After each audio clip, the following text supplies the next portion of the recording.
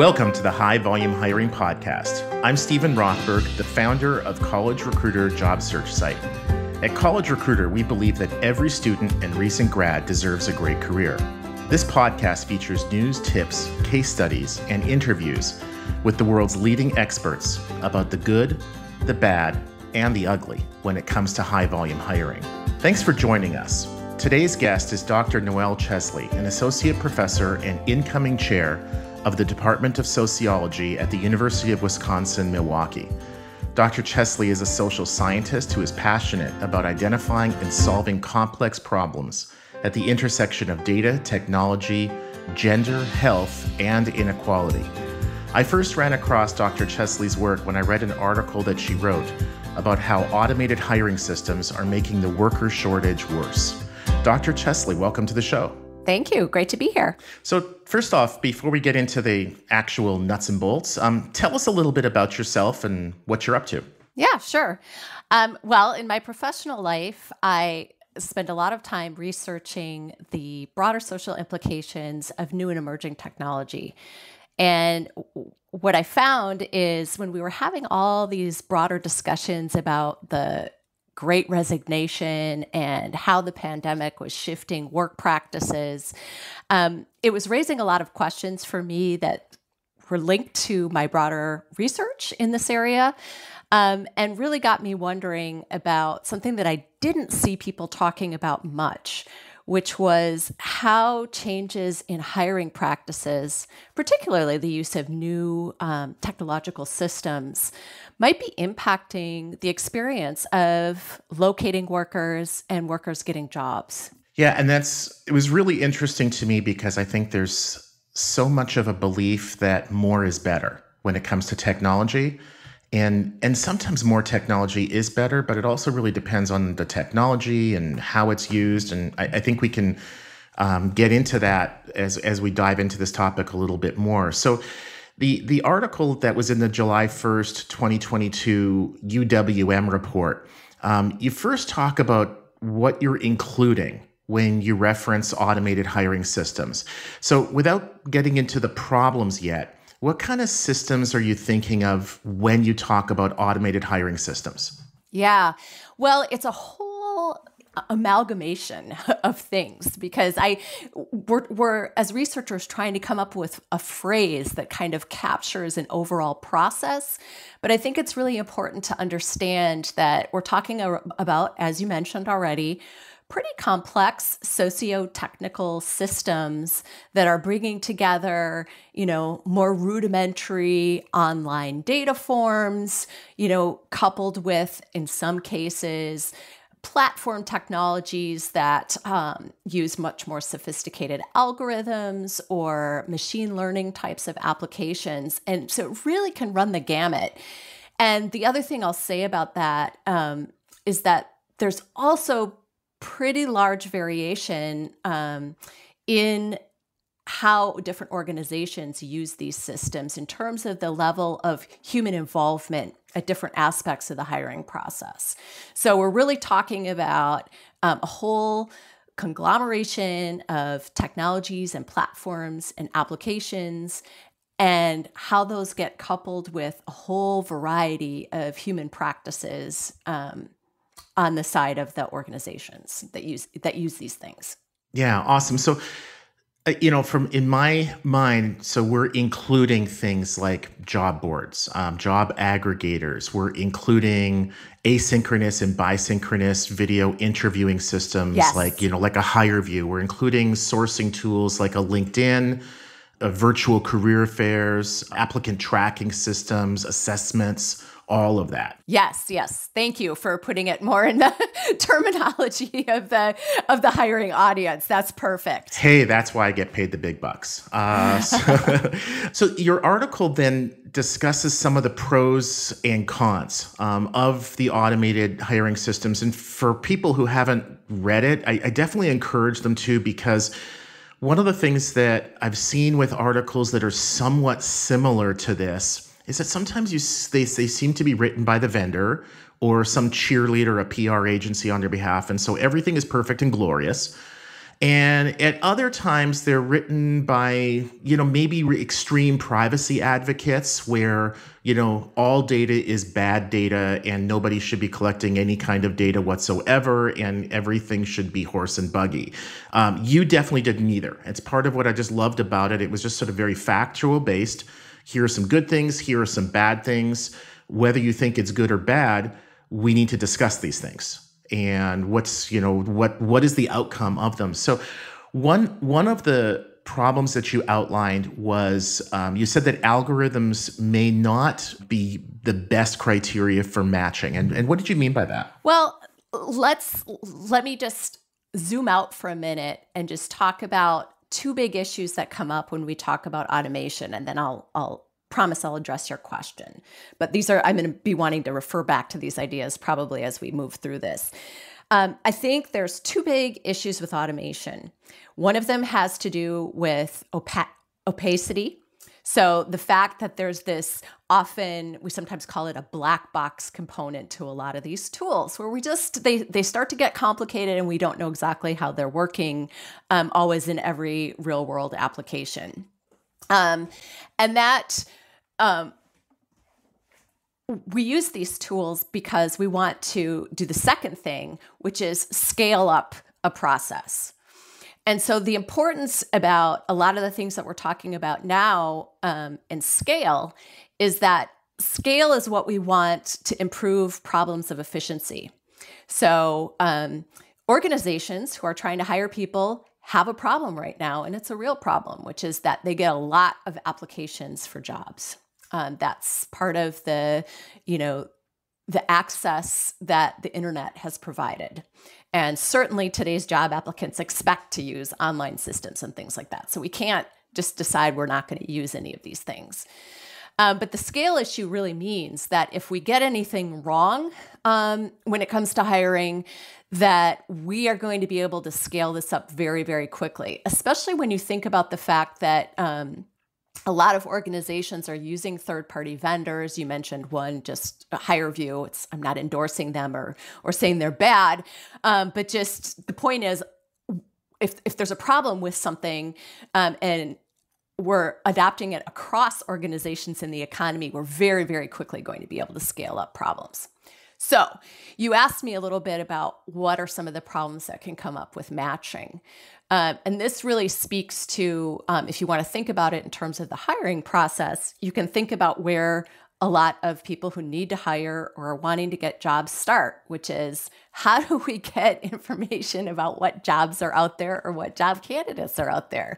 And there's lots of different places people go. You've already mentioned a few of them. We sometimes use job boards. We sometimes use platforms like LinkedIn. We sometimes use other social media sites like Facebook. And all of those different tools are using different algorithms, different designs to try to match job applicants to open jobs.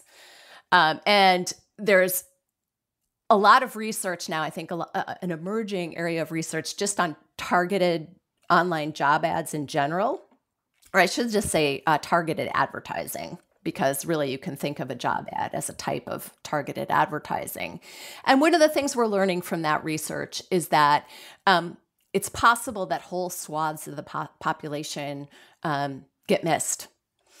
And it happens for a lot of different reasons. It doesn't have to be for any kind of nefarious reason. And we can get into the weeds on that if you want to. But the basic idea here, just to give an example, is there's research like a study that I'm familiar with that looked at Google, and Google's algorithm will target job ads to more men than women in some cases, just because of the way people have their privacy settings set in their profiles. So that's important when we talk about worker shortages or any problems with large volume hiring. Just because if you're missing a lot of women, they're a big part of the workforce for one thing. So you don't want to be, potentially filtering out potentially 50% of the workforce with something that you're doing with your job ad.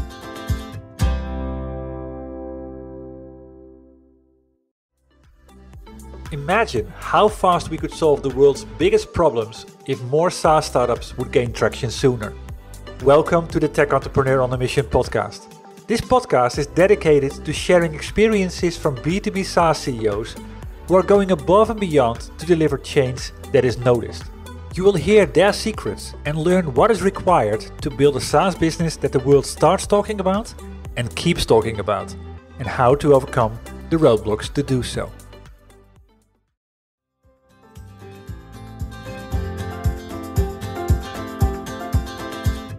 I loved how you referenced the black box aspect, because some of the tools on the market that purport to do matching, they look at the job ad, they look at the candidate's resume or CV or other data and try to see is there a good match, and then they typically will rank those for the employer. Here are the people who applied that are the best match for your job, and some employers are really good about seeing that and understanding that there's an algorithm, there's a process that the software is following to determine are the keywords in your resume very similar to the keywords in the job ad, and they will rank certain candidates higher than others.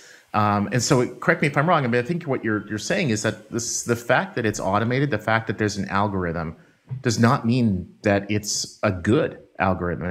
That it's a good way of matching. Yeah. And then you also sort of touched on, I think, kind of the second problem that you outlined in the article, and that is that the automated hiring systems can create problems at scale. So my words, not yours, but if you're recruiting 1 or 2 people a year, whether you use automated systems or not, if you have a problem, it's a small problem. If you're hiring 200,000 people a year, if you have any problem, it's a big problem. And so it seems to me like what you're talking about then is that for employers that are hiring at scale, doing high volume hiring, when they use these systems, any kind of a problem, big or small, just gets magnified. Can you speak to that? Yeah.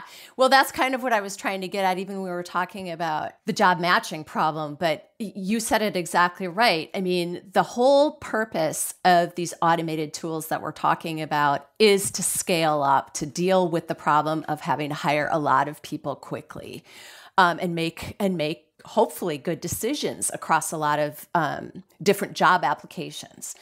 And the reality is, and I just want to emphasize this again, that you just described a situation that's probably beyond the capacity of human agents. So, most of us don't have it in us to be able to look at, a few hundred job applications, much less thousands. But if you have anything pre-programmed into your system, whether we're talking about the way that the system matches to potential job applicants out there, how it filters through those applications to provide the ranking you just talked about, or even, we could even get into other discussions about the use of some assessment tools and interviewing and things like that, and the kinds of automation that are out there. Yeah, anything that isn't working well is scaled up. That's just by definition what we're talking about. And if you've got one bad recruiter who isn't doing a good job, you can hopefully locate and fire that person. But, when you're talking about something that's in a few seconds handling, hundreds of thousands of job applicants, that's a much harder problem. Yeah. And the third issue that you talked about in the article was that more recruiters want purple squirrels. Why is that a problem? Well, so just the purple squirrel thing is just another way of talking about unicorns, really, which may be a term that your audience is more familiar with, and it comes from a research article, so it's not my term, by the way. But what this really gets at is that human automated system interaction. So I think there are some real interesting research studies out there now that are showing how interacting with these systems taps into certain kinds of human tendencies and is reshaping the behavior, actually, of hiring organizations and the recruiters within those organizations. And I'll just say that what we see in this context is something that, as a scholar who looks at the broader social implications of technology and innovation, is something I've seen in other contexts as well. And that is how the emergence of new technology reshapes and often elevates expectations. And that's exactly what the purple squirrel research that I'm referring to is really getting at, which is this idea that because we have all of these tools available that can track candidates across so many different characteristics, that can rank them, that can filter them, there's some evidence that this is really impacting the expectations, especially of kind of people in leadership in organizations, and filtering down to what they're asking their recruitment staff to do and look for. And so it's changing a little bit how it looks like, according to at least a little bit of limited research on this topic, it looks like it's changing a little bit how the human recruiters involved are behaving, what kinds of passive candidates they're trying to source, and also just the level of difficulty it's creating as these much, much higher expectations are sort of outstripping maybe the realities of the job applicant pool. Boy, it kind of sounds like me on a daily basis. If I can think of something, then the developers should just do it within the same amount of time as it took me to think about it. Before we leave off, the last of the four problems that you referenced in the article was that automated hiring systems can lead to alienation. Let's talk about that too, because that's not something that I've seen much attention paid to. Well, and I'll just tell you, so let's soften your comment a little bit and say automated hiring systems may lead to worker alienation. This is actually something I'm really interested in as a researcher in this area. But I will tell you, I have been scouring the published research, and there is not a ton of research on this. So I think this is something just to sort of think about if you're an organization or if you're a recruiter. So some of this comes from, again, that same study of recruiters I was just talking about, their perceptions about the job seekers and job candidates they work with, and the sense that people are putting their applications into a black hole. I've seen some accounts from newspapers. You know, there was something published in The Guardian about this a while back, but I haven't seen a lot of systematic research. Apart from, there is, some broad public opinion research in the United States to suggest that at least among U.S. adults, if you ask them their opinions about using automated hiring practices, letting machines or algorithms make decisions about this, they're very nervous about it. Those aren't job candidates, those are just the general public, but there is a level of apprehension about it out there. And I would say that I've seen in a few limited studies evidence that this could be a concern. Yeah, in a lot of ways when I've read that sort of commentary, that the discussion around that, to me it's very much a fear of the unknown, that we all have reason to fear what technology is doing with our data, how it's being used. Is it going to be for our benefit? Is it going to be to our detriment? And when you just don't know, when you get into that black box situation, I think for a lot of people, their natural tendency is to go to the negative. They may be very justified by that. So, well, you're certainly, can I just speak to that one point? Sure, please. So certainly we know from psychology research that we tend to, the negative is more salient than the positive. But before we just leave it at that, I do want to say that I think there's pretty good evidence from my perspective as a sociologist that a lot of the automation technologies that we have in place in hiring right now very much favor the needs of the hiring organization over the needs of the job applicant. And there are, it's fairly anecdotal, but I think starting to be much more widespread complaints on the parts of job seekers about being ghosted, by hiring organizations, about not getting any communication back, about filling out all these applications and never knowing what happens to them, and never getting a job from it. Yeah, and especially with the applicant tracking systems, the very earliest ones that I ran into, I mean, way back in the 90s, so I think Abraham Lincoln was still president, but a lot of them literally did not have an option to email the candidate to acknowledge receipt of a resume. And so the recruiters had to manually do that with each and every application. Now, if you get 12 applications a month because you're not hiring at scale, then that should be pretty manageable. If you're getting thousands a day, you'd have to have a whole team doing that. But every applicant tracking system on the market now has an option to automate that. And so any employer that I hear of any kind of size, medium, large, that's using an ATS that doesn't at least kick out an automated email, thank you for applying. The next step takes us 2 weeks. We should be back to you within that period of time. And then when you reject a candidate or they don't move forward in the application process, you can automate that too. I kind of feel like it's really not a technology problem. It's a willingness problem for a lot of employers. I think the problem's deeper than what you're talking about. So we're talking about communication, and you're right, you can automate responses, but I think there's the potential for a bigger disconnect that has more to do with the automatic filters people are using, probably as part of their automated tracking system. And I'll just use a little anecdote involving my 18-year-old son just to illustrate this. And again, I don't know how prevalent this is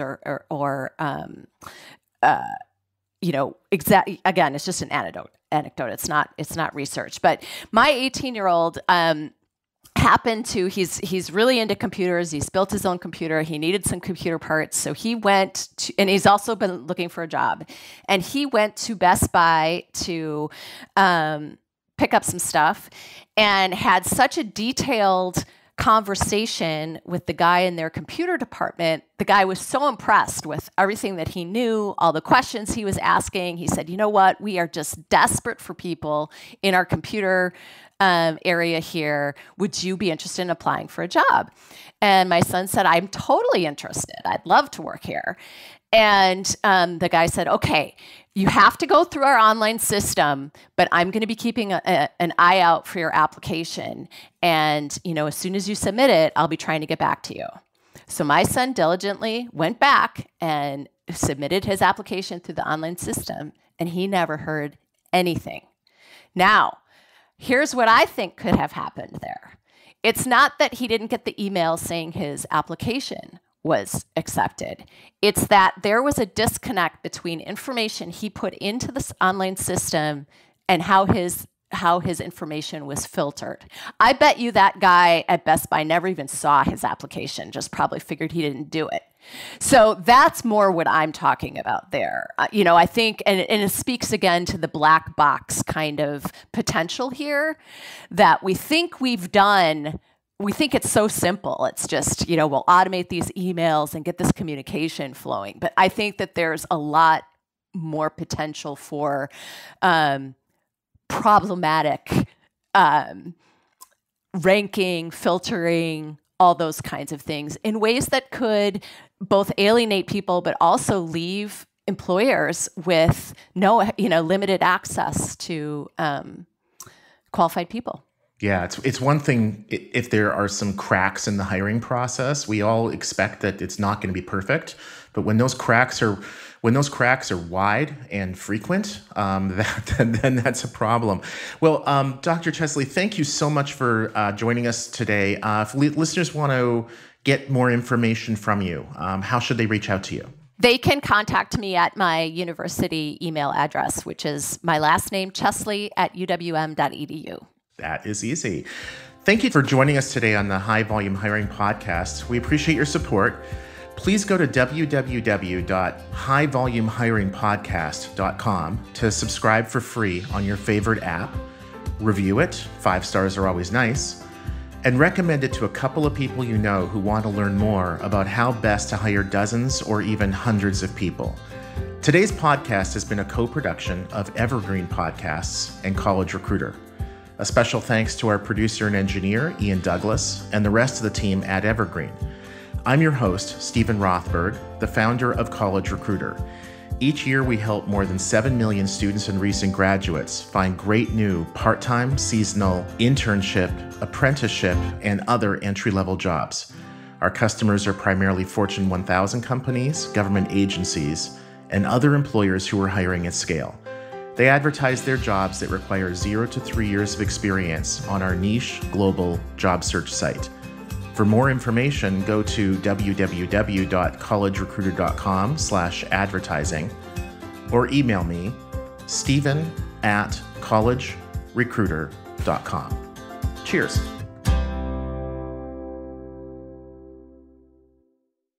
Hi, my name is Sarah, and I want to tell you about my podcast called Can I Offer You Some Feedback? I'm a business consultant and executive coach with over 20 years experience in change management, leadership development, and naturally providing feedback to high performers. My podcast is for those of you who have a complicated relationship with feedback, whether giving, receiving, avoiding, or seeking. Feedback is essential for our development. In each episode, you'll hear from real people across industries with their ideas, perspectives, and best practices on feedback. I'll also be sharing business bites with you, simple explanations of organizational tools, management techniques, and leadership philosophies that will help you and your businesses thrive. You can listen to Can I Offer You Some Feedback on your favorite podcast app or learn more at evergreenpodcasts.com.